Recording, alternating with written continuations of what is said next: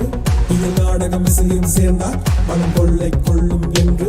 காலங்கள் போகும்போது மொழி சேர்ந்து முன்னால் போனால் அழிவின்றி தொடரும் என்றும் அமுதாகி பொழியும் எங்கும்.